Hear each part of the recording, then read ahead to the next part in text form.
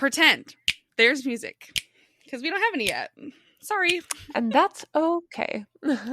My name is Jess. My name is Hannah. And this is episode 2 of the Badly Annotated Reader Society. Yay. Yay! I imagine from the title there's a lot of, ghouls and whatnot listening today. Of course, yeah. Yeah, our ultimate reading list. This is it. We have scrounged our brains very deeply. Yes. It's really scoured. We really got in there. Yeah, all the nooks and crannies. Yeah, for everything that we have ever read. Period. Yeah. And this is it. This is the best of the best. For now, we're gonna have to do another one of these at some point. Oh yeah, in the future of like, hey, since the last one, here's the new additions. Yeah, watch it become annual. Yeah, assuming that we do this for years. We have to make at least 52 more episodes then, and then we'll be back to the ultimate reading list too. So buckle up. I feel like everything is already about to get a little bit more unhinged. Because episode 1 is done, the ice has been broken. Now it's like, all right, now that we've got the normal introduction out of the way, here we go. Buckle up. And we're in. Okay. Yeah. I want to start first. How are you? I'm real good. I read like 69 pages in my book today. Nice. Yeah, exactly. Not an exaggeration. I think it was like exactly 69. I was like, oh, nice. Anyway, and then, yeah, it's been a cozy, quiet day. How are you? I am well. I hate that I'm about to mention school again, but girl, school's really got me right now. I spent my Friday night doing a math assignment. Yay. Yeah, I've had 5 hours of sleep. I worked for 8 hours today. We're just running with it. Today. Yeah, you're running on the adrenaline of it all. Yeah, for real. Because math is scary. I don't know why I did that to myself, but here we are. I swear to God, it could be a drinking game. Like take a shot every time Hannah mentions school. Good God. You know what? We are proud though. I'm proud. If she doesn't brag about it, I will. So, okay, bitch is getting a BA. I'm doing a 21-week course at University of Technology. It's not. That's valid. The same. That's valid. We're proud. It is, but it's not the same. I'm not spending the fortune that you are, and that deserves some recognition. You have paid for bragging rights. Anyways, so yeah, I'm okay. I'm just vibing. Also, I did not realize until listening to episode 1 that I have a slight lisp. Oh my God. This again. I went 23 years without knowing this about myself. And granted, very minor. However, I was jaw-dropped. I was so surprised to find out this information. But anyway, we've accepted it. We're fine with it. But what a shock. Girl, you are the last person to know and accept that fact. I have never not known you have a lisp. I found out 4 days ago. I thought you knew. I would have told you. Yeah, no one ever told me. I mean, I don't feel like it's severe enough for people to notice. No, it's definitely not. Like I said, it is very minor. And I only realized after listening to a recording of myself very loudly in my own ears. So it took that. But now I can't unhear it. So there's that. Well, great. I'm glad that this podcast has already sparked this journey of self-discovery for you. I'm really happy for you. It really has. There we go. Yay. All right. On that note, today is all about books that impacted us, books that changed us, books that we feel like recommending to the whole world. Our ultimate reading list by the end of this. For goblins, nymphs, and other ethereal babes. I told you, the ice has been broken, and now we're going to get unhinged. Enjoy my weirdly long, like Fall Out Boy level long episode titles. featuring our woodland spirit animals, as you like to call them. Yes. Our mythical. I wouldn't say that a Mythical. goblin is a standard, what did you say? Woodland. Forest? Woodland. You're not going to good enough woodlands then.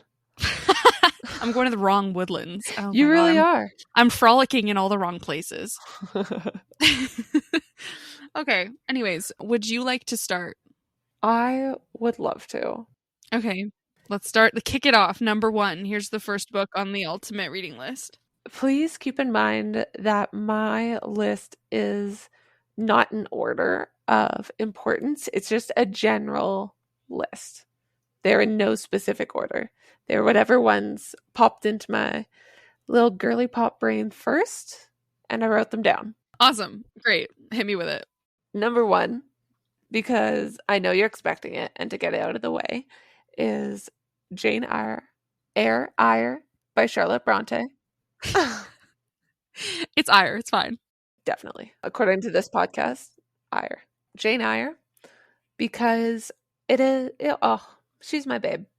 I love her. So it's a very modernly written classic, in my opinion. You get that scratching the itch of the old English, but like it's actually got a plot that you can follow and it's not just family dramas. And I love that. I love it so much. So yeah, Jane Eyre by Charlotte Bronte. Brilliant. I love how that's the first one that you've gone with, and I hate it.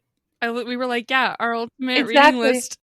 Number 1, Hannah hates this book. I figured I'd get it out of the way quickly, and then you can just like ignore it and move on until you're editing later, and then you go, this motherfucker.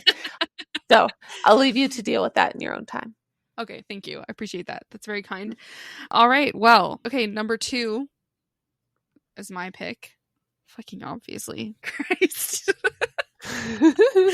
Oh, good Lord. Give me strength. So my first one, i.e. the second one on the whole list, is The Fifth Season by N.K. Jemisin. And nobody is surprised. Nobody who knows me is surprised. I have been screaming about this book to anyone who will listen since I read it. It was 5 years ago now that I read this book. Okay. Like, she had an impact. N.K. Jemisin really got me by the throat with that one. There seems to be a lot of debate about whether or not it's sci-fi or fantasy. I would say it's both, because it's got a magic system, and usually sci-fi doesn't. True. Usually the magic has some kind of chemicals involved. Yeah, there are no chemicals. Some people are just born with magic. It's multiple perspective. We follow 3 women. One of them is... Okay, hold on. Let me back up. We're in a society where having magic is bad, because the people who don't have magic essentially fear the people who do. And so this society has created this institution where people who are born with magic are like either killed or enslaved, and then in either case they're significantly oppressed. It's a heavy commentary on systemic oppression. And so we follow 3 different women. One of them is Demaya, who is young and has just discovered that she has powers. So it's about her in this small town, her powers manifesting for the first time. And then we have Cyanite, who is an upper teenager who is put into, I think it's an academy, but it's really like, it is essentially an internment camp, but it's like presented like an academy, and like it's supposed to be this like prestigious place to be. Really, it's just really traumatic and awful. And then we also follow Esun, whose perspective is told in the second person, where she has these 2 children, and her children's powers manifest because she has powers and she knows that, but she's been hiding it. The husband finds out, kills their son, kidnaps their daughter, and takes off. So the main thing is we're following Esun on her quest to get her daughter back in this whole mess of a society. And then there's also the other perspectives of Demaya and Cyanite. So you kind of get these 3 different stages of being someone with magic in this society where they're significantly oppressed. It's dystopia, it's sci-fi. I just found it really powerful and compelling, and so I really loved it.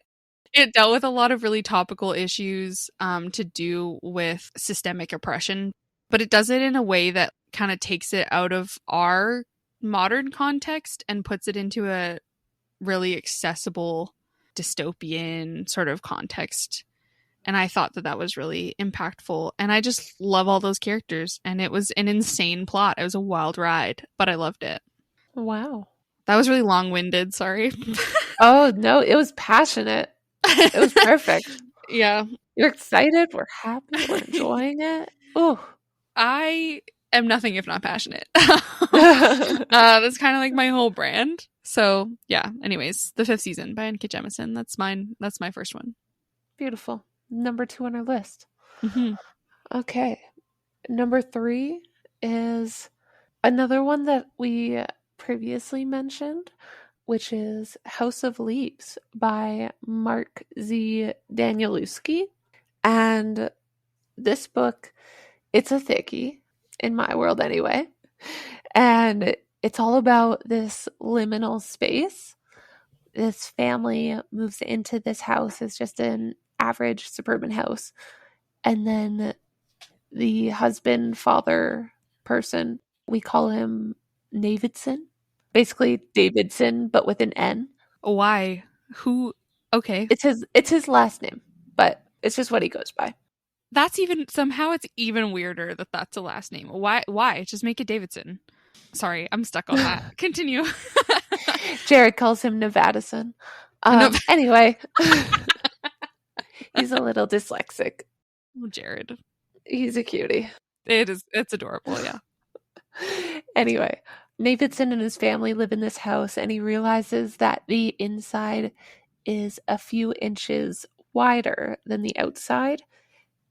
Hannah's making a scrunched up face. I know, right? Anyway, as the book progresses, there is this closet that turns into this long, dark hallway. And Davidson ultimately goes into the hallway. They even get a search team. So Davidson gets a search team and they start exploring this liminal space inside the closet. And they're trying to record it on video cameras. And they're realizing that it is truly limitless. But they're also realizing that there's some sort of beast in there.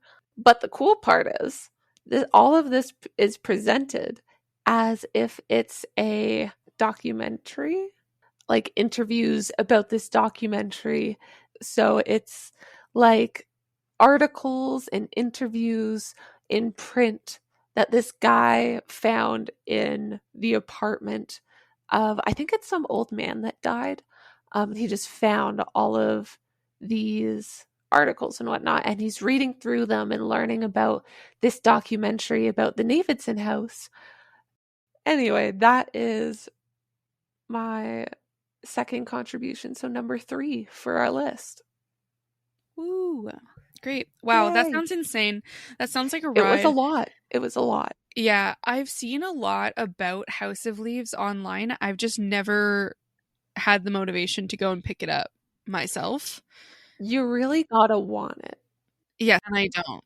Yeah, you really gotta want it or you're not gonna finish it. Yeah, because I've picked it up a couple times in bookstores and given it a flip through and then been like, I can't.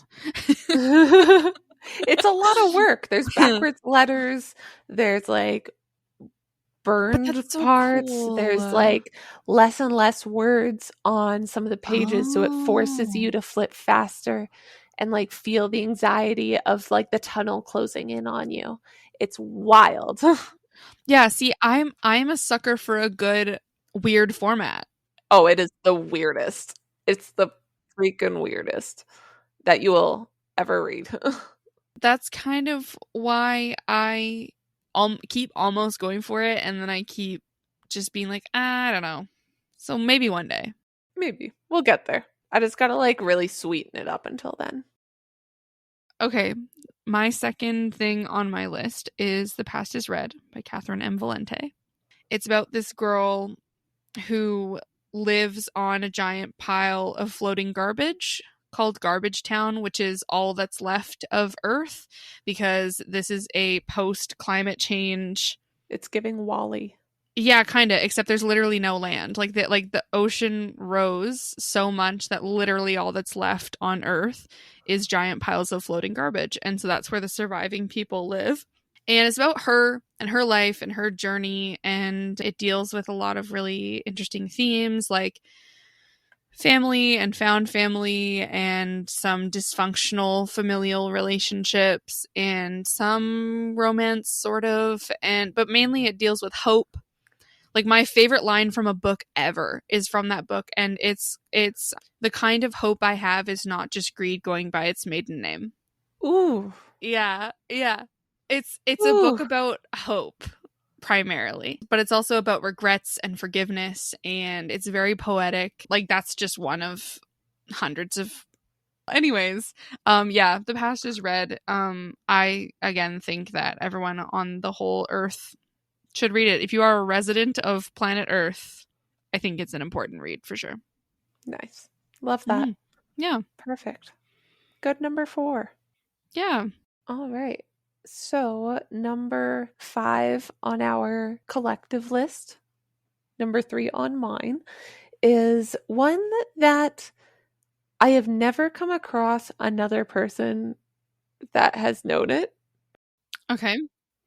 I have a good habit of going to the basement of bookstores where all the used books live because that's where the $5 books are. That's where the cheapies are. But you're going to find stuff down there that is so riveting, but no one's heard of. What a win. So, this is one of those finds. It's called The Water Cure by Sophie McIntosh. Gorgeous name. It's about this family of girls. It's a mom and 3 daughters, and they live on this island with no men. Yes. Yeah, the only man they ever knew was their father, and he would do trips to the mainland every now and then for like supplies that they need. But no one ever visited the island. It was only them. And so when he died, of course, it's just the women on this island. So for years and years and years, they ran a women's retreat there. And women would come for this like holistic healing experience to like become more in tune with themselves, you know, as women do.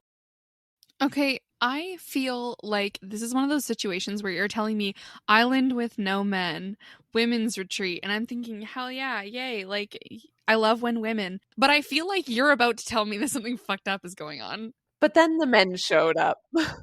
Gotcha. Okay, okay. Then the men showed up. Then the men arrived. Gotcha. See, I knew this was going somewhere. Well, they didn't arrive in like a hoo-ha kind of man way. They arrived as Oh, that's your impression of men. Okay.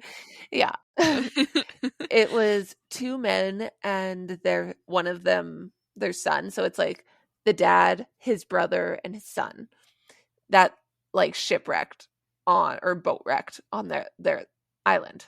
And so obviously they don't have a boat to go back because their boat got messed up. But the girls are terrified. Like they think being around these men are going to infect them with whatever is in the air What? in the other place. But what other girl, you let women from the mainland on the island? What difference does it make? Yeah, but men are they're different. They're dirty. They're scary. Okay, cooties, yeah. Yeah, exactly. So basically it's like them living around these men and like oh, it's on my reread list. But yeah, it's about these women learning how to be around these men and learning that like there is a world out there apart from the island they're on and that the life that they've been living might not necessarily have been the normal. So yeah, it's a lot about discovery and yeah, who doesn't love an island with just women? That sounds like a dream. So yeah, that's The Water Cure by Sophie McIntosh. It gave me a lot of feelings. I would imagine. Because it's like, that's not to say, like, we are not the men hating type of feminists, okay? Oh no, we're Love not men, anti-men. men are great. Yeah, we are not anti men. But an island with only women, that simultaneously is very intimidating to me and also feels like it would be so freeing. True. Imagine the crafts that happened. Oh my god, the crochet.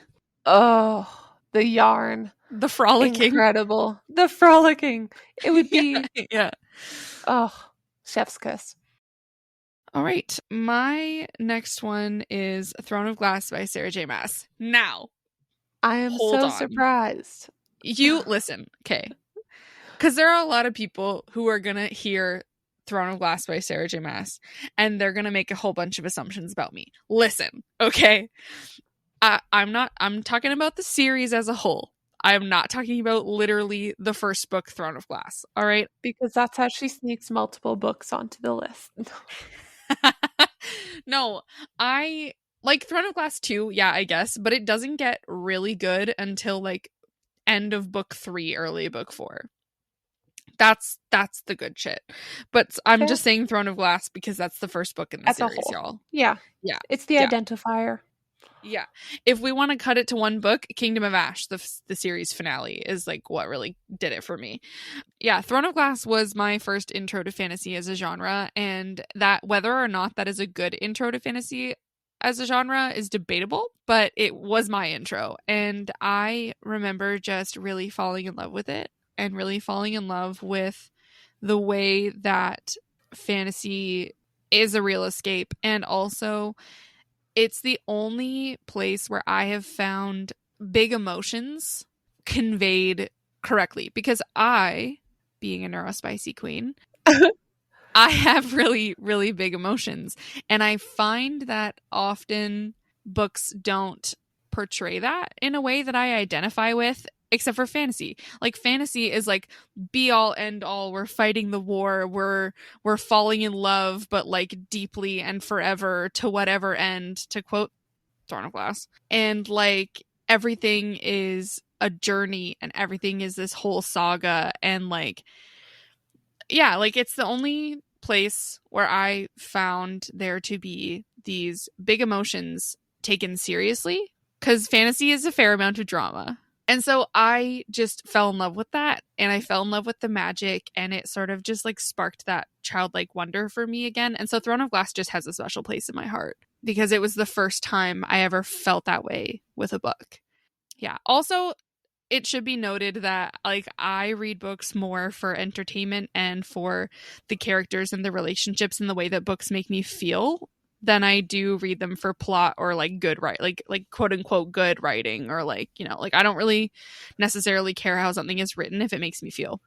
So for anyone who's all like, Throne of Glass is like not even that good. Like, okay, fine, yeah, but she wrote it when she was 16. Okay, back off. Like, what were you doing when you were 16? Okay, as much as it, like, I don't necessarily think it's the most well written thing ever, especially like earlier in the series, it made me feel, and so it has stuck with me. That's enough.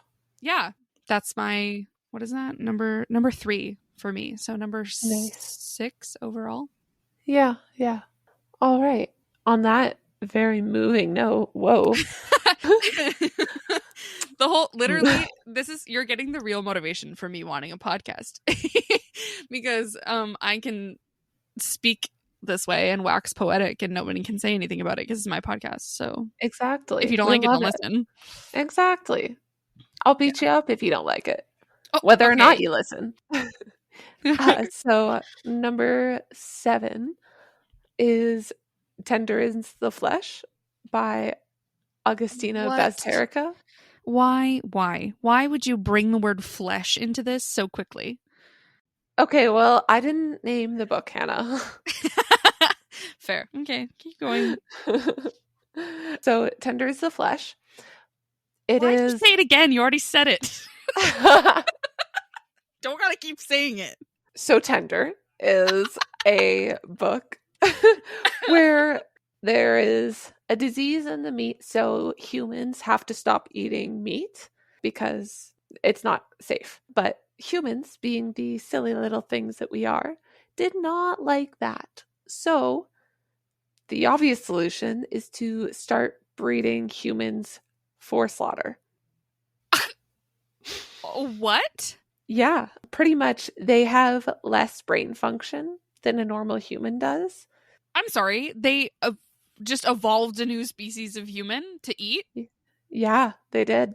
They like took away their cognitive abilities so Jessica, that what? they had like no function, no quality of life anyway. But the thing is, so like No, no, no. There's no other thing. This is bad. That's enough. The it's thing bad. is, you haven't gotten to the thing? No, I haven't. There's a thing. Oh my god. Okay. So the thing is, uh people will, you know how some people will gift a cut of like deer or lamb to somebody? Oh my god. I They don't will want to know. I don't want to go where you're going. gift what they call a head, which is a live specimen that they can butcher however they choose to. And our main character is gifted a head, but he keeps it alive. And you can then imagine what a single man does in ownership of a female woman that cannot do anything because she doesn't have the cognitive abilities to do anything, all while mourning his recent separation from his wife. And so it's a lot of world building, but I found that just like utterly fascinating because obviously there's so much wrong going on in this society that it's like, okay, it cannot get worse than this. And then they bring up hunting pop stars to pay off their debt. And it's like, whoa, okay. Yeah, what? Yeah. Okay. Yeah. You know, the reason I've heard about that book is because there was a reel that I saw of someone being like, here are my top 5 most disturbing things I've ever read. Oh, yeah. It's insane. I literally Okay. read it in one day. That's crazy. And this is one of your, like, okay, is this like a favorite book or is this a book that stuck with you? It stuck with me, and it's what got me more into like dystopian sci-fis. Okay. That's valid. Love that for you. Mm-hmm. Not that you need my permission to be valid. You're valid anyways. Because Oh. you like the books you like, so. Yep. Even though they're Even weird if, as shit. yeah. Even if it's a what the fuck.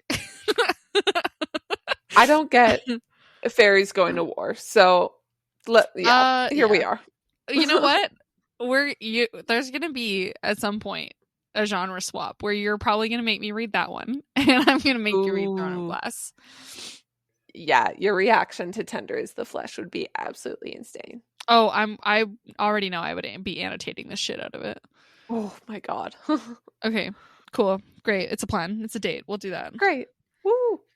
Anyways, in light of that, like, this is why it's so bizarre that we're taking turns, because in light of that, I'm taking it in a completely different direction, and I don't even know if I want to tell you my next one. Oh, please do. Okay. It's called Kingpin's Foxglove by Bree Porter. I think it's a mafia romance. I think. I don't actually know what he does for a living. So you're telling me someone gets dicked down in this? Yes. Yes. Yeah. Yeah. Yes. Yeah. However, that's not why it stuck with me. Okay. The reason I bring this up as one of my like impactful reads, one of my like if romance is that, or if I guess dark romance, it's not that dark, but dark romance, I guess, is your thing at all, highly recommend.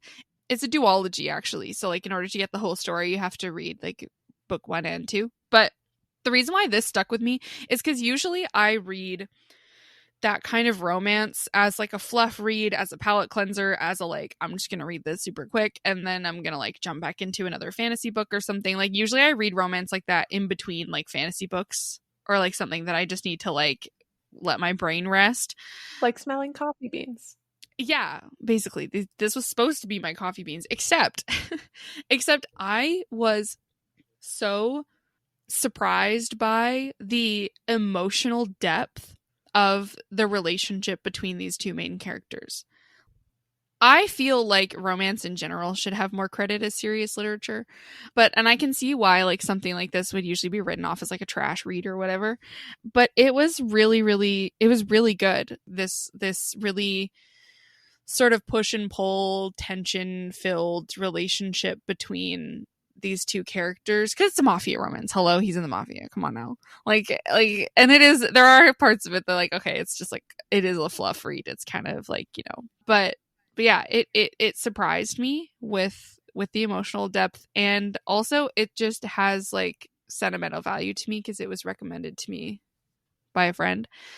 And yeah, so there's a lot more to it than the romance as well. It's as much about his family as it is about their love story, and I thought that was really compelling. The plot twist had me floored. Things got so crazy so fast. It was like soap opera level drama. I was not ready for this, basically. And so I guess that's probably why it stuck with me, but it's actually fairly well written, and I enjoyed it and had a good time. And I love the main characters a lot, which is surprising. Usually with romance, I either really love one of them and hate the other one, or they're both kind of met. No, I really loved them both. Wow. Yeah, so this is on the list because again, it made me feel something. So that's Fair. why it came to mind when I was thinking about like what to say on for this. So yeah, it's a mafia romance, but it's so much more than that. Perfect. I love that. What a wild ride I'm really taking everyone on, because I went from award-winning sci-fi to climate fiction dystopian to Throne of Glass, which is like YA fantasy, to mafia romance. So here we go. I think mine was classic to sci-fi to dystopian, and now here is another sci-fi. My next one, it's one that I originally had not heard of. I did my good little bookstore pickup. However, it was not a used book at a bookstore, so I'll give it that. But I had not heard of it before I read it, and then it blew up on Bookstagram after. So I felt a little ahead of the times on that. But it is Bunny by Mona Awad. I'm not entirely sure how to pronounce her last name, but I usually say Awad, Awad. But yeah, so Bunny. I feel like this book really delves into the psychology of actively being brainwashed and like what that feels like and what you're thinking during it. And it was such a cool experience to be in the head of someone getting actively brainwashed. And then like also, the bunnies, like the main girl clique, the Heathers, the Mean Girls, etc., etc. They're also turning bunnies into men to make perfect boyfriends, but fucking it up. So yeah, that was like the sci-fi-ish part. It's more so magical realism, to be honest. But I think a lot of those also get just classed into sci-fi because it's not quite fantasy. But yeah, it was definitely more of a magical realism. But yeah, with the psychological aspect there, which I thought was just fascinating. So yeah, that's Bunny. Yeah, I've heard of Bunny. I've heard good things about it, and it was on my TBR like a billion years ago, and then I got distracted being a fantasy girly.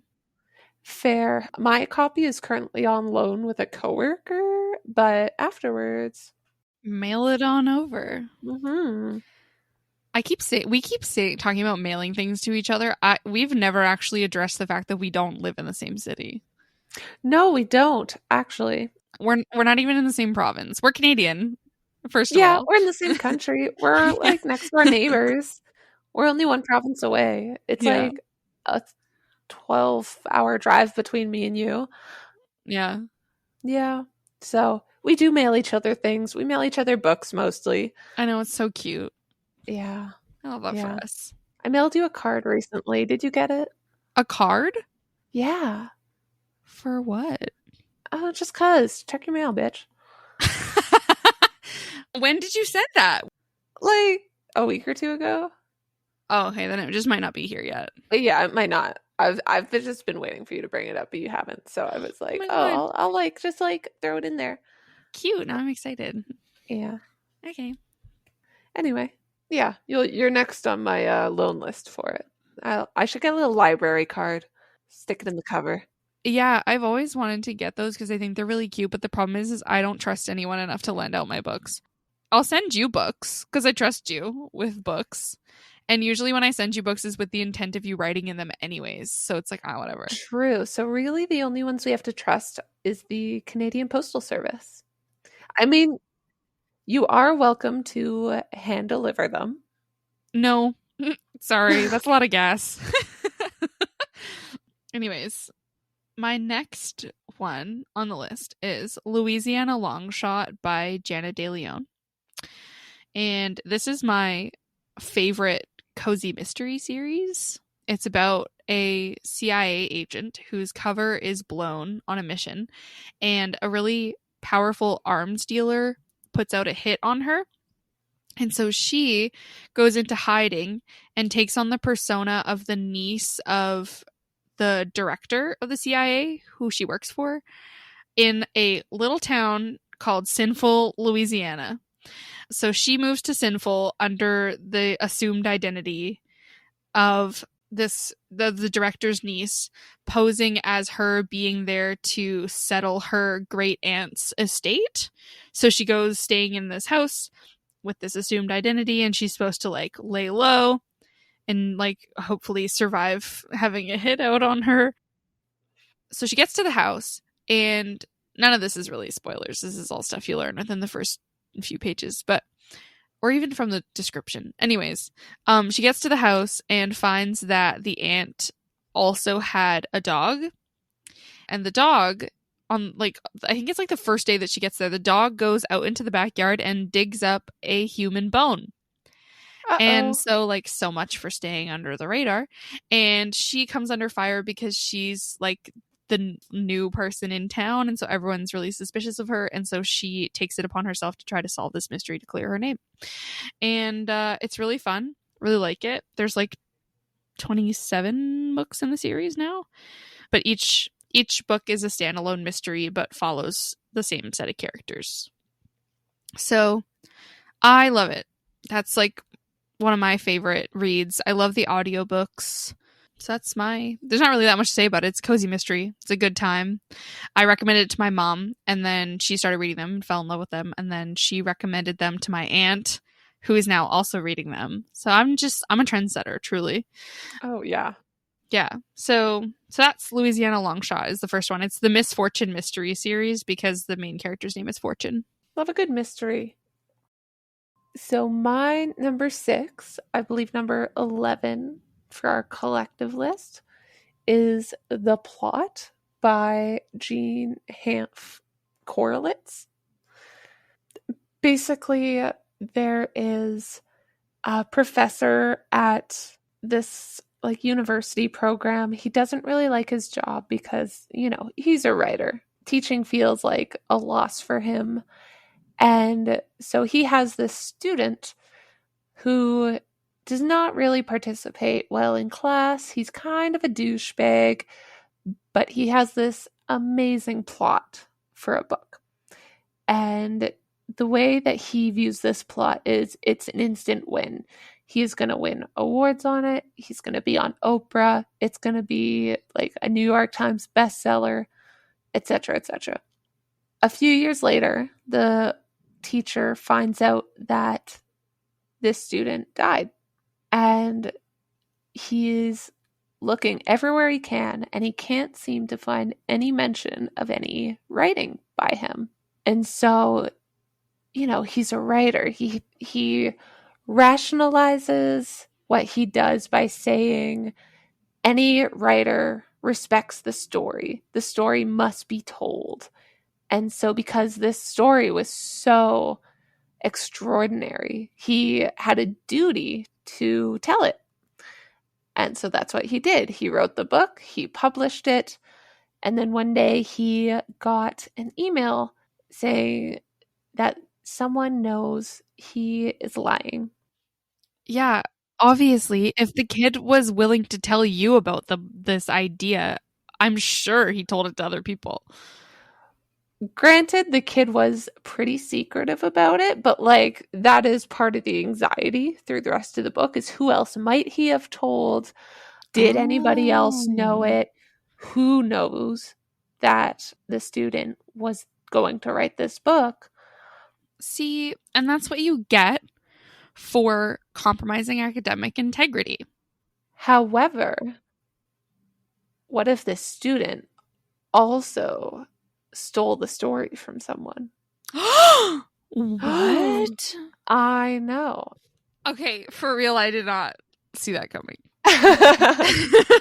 It gets wilder. That just got me in the chest. Okay. Crazy. Okay. Yeah. Yeah. There is plot twists that I didn't see coming, but looking back, it was hinted at beforehand, and my jaw dropped. My jaw dropped. It was so good. I love those when you go back and you find the Easter eggs. Oh, yeah, okay. I do want to read it. Eggs. I do want to read it. Okay. You sold me. I'm going to shut up now then. Because, yeah, there are Easter eggs, and it made the ending just unbelievable. Awesome.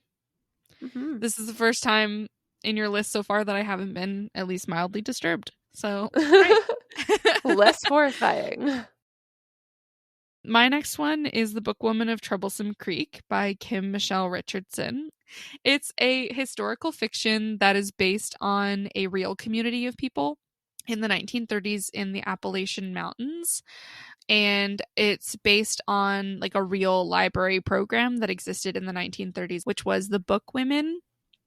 So basically, the Bookwomen, it was their job to make this like grueling trek, like rain or shine, either on horseback or on like a donkey, where they would trek into town to pick up books from the library, and then it was their job to then spend their entire day going all the way out to all these like really remote mountain villages and mountain homes to deliver the books to people in this like really turbulent, like it was the 1930s, so it's like the Great Depression, this really like turbulent time. Everyone is in need, and so we follow one woman who, when her marriage doesn't work out, she decides to go to work being a bookwoman.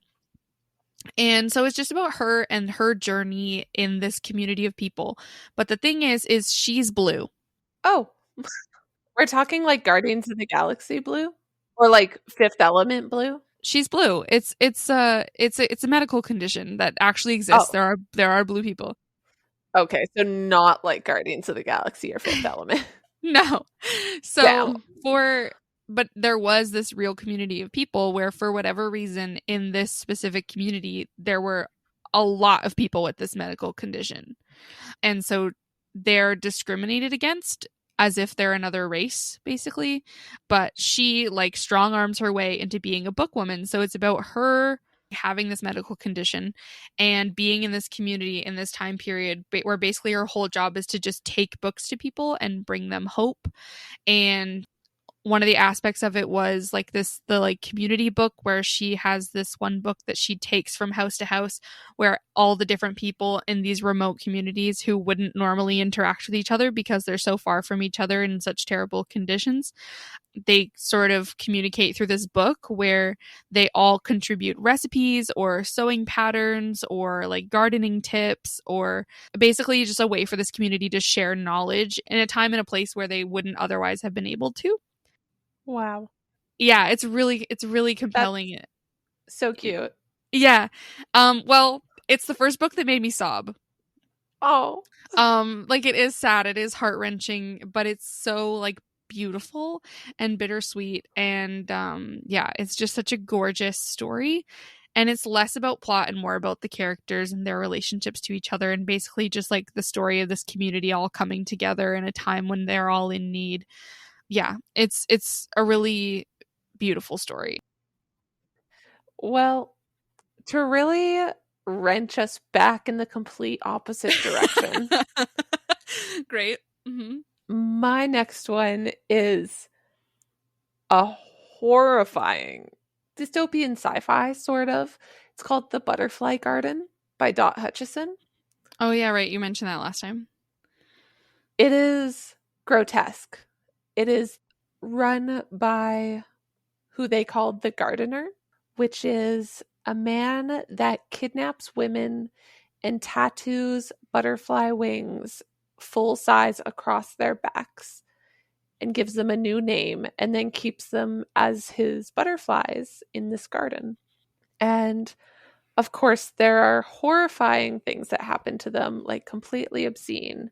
Major content warning if anyone plans to read this, because it is very graphic.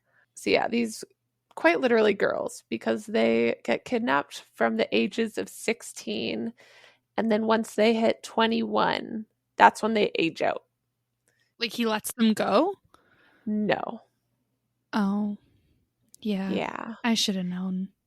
Yeah. You shoulda. He kills them at 21. And then they get put in resin and displayed because of the wings. That is his art. Oh my god. Jess. What? Here I am embarrassed about my mafia romance. You're like, yeah, so they're living next to their dead friends and encased in resin. Jess, what is going on? This is like I hate it here type of books. Like, what the heck? Oh my god. You can see why I nearly cried. Yeah, nearly. I would have been sobbing the whole time. I actually would have DNF'd it probably. Okay, well, they do get out. So they're Okay. fine now. Okay. Most of them, but there was a Okay. 12-year-old involved. Oh my god. There was also explosions. So yeah, The Butterfly Garden, it's a lot. It's a heavy Yeah. read. Yeah. And it's only if like you're really into like the psychological dystopians. Yeah. But if you are, hell of a book. Definitely recommend. I feel like you're the type of reader to be like, hey, here's this book that I want to recommend you. It ruined my life and ripped my heart out and like I haven't my mental state is in shambles. You should definitely read it. Yeah, that's kind of me. Or like, hey, this terrified me and I wanted to just curl myself up in a ball, but I think you'd like it. It was compelling. It was compelling. It had a lot of drive. Wow, yeah. But like there's just something about like a heavy, hard-hitting read that sometimes is just like so good. It's like a hurt so good kind of a situation, I feel like. This was that for me. Yeah, cool. And then I can see why it's on this list. That definitely left an impact. It left a big one. I'm feeling feelings just talking about it. Okay. I'm going to take it in a different direction again. We're just like jerking this like tug of war rope back and forth between us here. Yeah, except I'm at a different spot every time I pull the rope back. I'm just standing in the middle and you're swinging in circles. Yeah. The next one I wanted to mention was The Marrow Thieves by Cherie Dimaline. It is a YA dystopian. It's Indigenous fiction. I've read the back of this one. I've not read it, but I've read the back. You must read it. Oh. You must read it. I think this is like one of the few times where our tastes align. It's a dystopian set in like our world. It's set in Canada, actually. I think. Don't quote me on that. I'm not sure. But Cherie Dimaline is my hero. I love her books. It's about our world, but a plague has hit where everyone loses the ability to dream.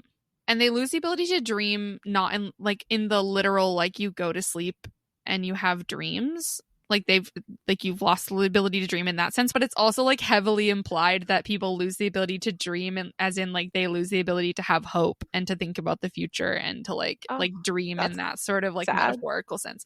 Yeah. So it's this plague basically, and like eventually you just become more and more hopeless until you lose your mind and you die. That's this plague. Except people quickly realize that for some reason Indigenous people are immune. Like there's something genetically about Indigenous people where they are immune to this plague. And so as a result, there's this institution of basically everyone else, anyone who's not Indigenous. They it ends up being this dystopian regime where everyone else starts hunting down Indigenous people because at some point there's this propaganda about how the cure lies in the bone marrow of Indigenous people. And so they start being hunted down and taken to these facilities where they're slaughtered for their bone marrow, basically. And it's about this kid who runs away into the woods trying to escape and finds this other group of Indigenous people who all happen to run into the same set of woods. And they met each other, and so they've become this, like, basically the survival team. Like, they all move together.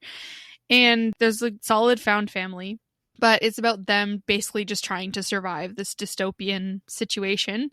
And it slowly becomes less about surviving and more about revenge and taking this new social order down, basically. I loved it.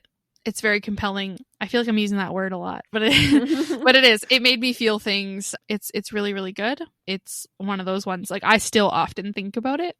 And Nice. At this point, Cherie Dimaline is an auto-buy author for me. Fair. Nice.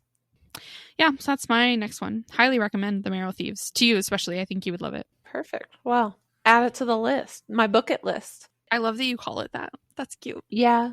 Yeah. It's my bucket list of books that I would like to one day read. Great. Anyway, next is Hidden Pictures by Jason Recollect. So picture this. Okay. Are we getting jarred again? Maybe. Okay, great. You're a nanny. And I have been a nanny. well, you can really get yourself in these shoes. So the kid that you're watching, he likes to draw. But the pictures that he's drawing get more and more realistic and more freaky. Ugh. See, you said this kid likes to draw pictures, and I'm like, Jesus, already I know what's happening here. Okay. Yeah, so he starts drawing pictures of who everyone assumes is his imaginary friend. And the concerning part is that his imaginary friend in these photos is either getting strangled or getting dragged through the woods or has angel wings or is being buried in a hole. And so that's a little concerning. Bit of a weird kid. But he's going, no, I know that she's not real. I understand that. And as we get deeper into the book, the parents are showing some red flags. Oh my God. Okay. Ew. So the parents are showing red flags. They're starting to treat our main character really weirdly. Turns out... Ooh. Stop. Okay, pause. Hi, this is Editing Hannah here to inform you that there is about to be some major spoilers. So if you don't want to know what happens in the end of the book that Jess is about to talk about, I would just skip ahead 10 or 15 seconds or so, and you should be all good to go. Happy listening. It is not actually their child. They kidnapped them from another woman who is actually who the kid was drawing, not the imaginary friend. Oh. I read the end of it, honestly, really fast. I just binged the entire second half of the book. Thrillers have a way of doing that. They get you. Oh yeah. It's why I love thrillers. You're just like, oh yeah, one more chapter, and then suddenly it's 3 a.m. and you stayed awake long enough to get hungry again. That sounds like a good one. It was good. Cool. The creepy child? Absolutely not. Throw the whole kid away. Yeah, it's really weird. Poor kid. Okay, well, I'm gonna swing it back around to something else. Enjoy the whiplash. My next one is The Tea Rose by Jennifer Donnelly. And it's another historical fiction, but a very different flavor. I think the time period is 19th century sometime. No, it's whenever Jack the Ripper was a thing. It's in that time period because Jack the Ripper features into the story. Yeah, it's late 1800s. I knew because this is just after the Industrial Revolution. Yeah. Well, anyways, yeah. So it's like late 19th century kind of a thing. And it's sort of like a rags to riches story, but it's also like the most epic and intelligent and masterful revenge plot where this young girl who works in a tea factory goes from working for basically nothing in this tea factory to taking over the entire tea trade. out of revenge for the man who owned the tea company she worked for and ruined her life. Hell yeah. Good for her. Yeah, that's the best way I can describe it. Girl boss. Exactly. But in like a really graceful, soft, lovely way. Love her. Love it. That's all I have to say about it. It's a quick one. It's a revenge plot. It's beautiful. There's also found family. There's also really beautiful relationships. It deals with grief really well. Yeah, and it's about like resilience and perseverance and having a dream and working for it. It's really beautiful. So yeah, that was my next one. The Tea Rose. Love that. My next one is what some would call a modern classic, The Handmaid's Tale by Margaret Atwood. Oh yeah, classic. Yeah, right. It kind of speaks for itself why it made it onto the list. I am in no way referencing book 2. Let that be clear. But The Handmaid's Tale was another one that just really hit me in the feels. How do I describe this to somebody that has not heard of it? I doubt that anyone hasn't. Exactly. So, you know what? If you haven't, just Google it. Do yourself a favor. At least read like an in-depth summary of it, because I feel like everyone needs at least that. Okay. But yeah, overall, it just hit me. Yeah, I think it speaks for The Handmaid's Tale. Enough said. Yeah. I don't know what to say on it that has not already been said. Yeah. Alrighty, my last one is Heartstopper by Alice Oseman. Are you familiar? I am familiar. I've not read it, but it has been on my bucket list for a minute. Read it. Read it immediately. I don't care what you're reading right now. Drop it. Go read Heartstopper. I'm serious. You're saying that because you know that what I'm reading is weird. No, I'm saying that because I finished it in one sitting. The first volume, I finished it in one sitting. It's a graphic novel. Okay. So it's a quick read. It is a beautiful story. It deals with a lot of really important coming of age topics. It has really good queer representation, and it's just beautiful. Like the art and everything with it, it's a gorgeous read. I really loved it. It's beautiful. Again, I don't know what else to say that hasn't already been said. Fair. It's just beautiful, and I think you should read it. It's another one of those ones. Yeah. I know, we're really like rapid firing them now. True. My number 10 is Daisy Jones and the Six by Taylor Jenkins Reid. Really? Uh-huh. I really loved how it was written interview style, and the connections between the characters is what really hit me with this one, especially Billy and Camilla. I think their little love story, it is like the most I've gotten into a book romance, I think, because like I was rooting for him.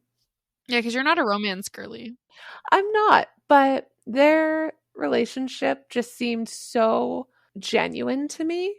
It went over their faults, it went over their strengths. It was all of the things. Just really real and raw and like believable. Yeah, as like a real relationship. And yes. We all know how much you love the reels. I love the reels. real. For real.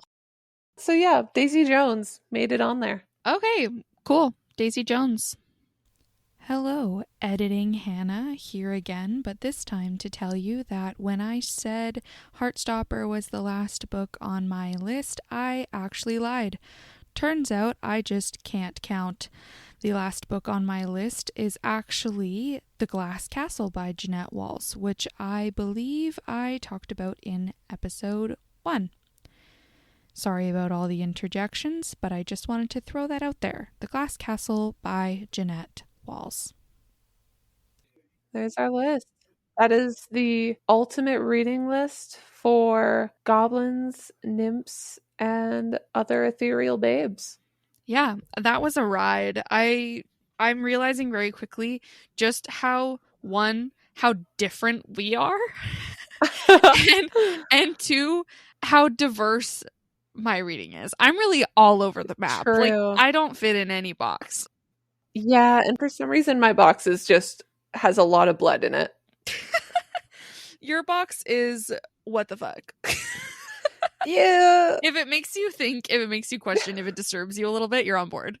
Yeah, basically. If it just like tickles my brain a little bit. I'm like, Mm. ooh, okay. Oh, okay. Well, that's that. Do you want to really quick rapid fire the whole list, go back and forth? Yeah, totally. That sounds fun. Okay, you went first, so you go. Okay, ready? The whole list is Jane Eyre by Charlotte Bronte. The Fifth Season by N.K. Jemisin. House of Leaves by Mark Z. Danielewski. The Past is Red by Catherine M. Valente. The Water Cure by Sophie McIntosh. Throne of Glass by Sarah J. Maas. Tender is the Flesh by Augustina Basterica. Kingpin's Foxglove by Bree Porter. Bunny by Mona Awad. Louisiana Longshot by Jana De Leon. The Plot by Jean Hanff Karelitz. The Bookwoman of Troublesome Creek by Kim Michelle Richardson. The Butterfly Garden by Dot Hutchison. The Marrow Thieves by Cherie Dimaline. Hidden Pictures by Jason Recolak. The Tea Rose by Jennifer Donnelly. The Handmaid's Tale by Margaret Atwood. And Heartstopper by Alice Oseman. And Daisy Jones and the Six by Taylor Jenkins Reid. And The Glass Castle by Jeanette Walls. Very nice. Ooh. Great. That's our list. Look at us. That's Wow. the ultimate list. Done. Wow. Look at us. High fives. Yeah. High fives all around. No one's here, so I'm just going to self five. Perfect. Yeah. Great. Well, that's Wow. been episode 2. That's our list. If you enjoyed hanging with us, leave a little review, but please be nice, because we will cry about it. Yeah, please be nice or we will cry. And yeah, if you want to be extra nice, you can find us on Instagram at Badly Annotated Pod, or Threads at also Badly Annotated Pod, or Gmail at Badly Annotated Pod at gmail.com. Find us everywhere at Badly Annotated Pod. Yeah. This has been great. That was a ride. Thanks for listening. This is a long one. Yeah. Kindest regards. Best wishes. Yeah. Sincerely, Jess and Hannah.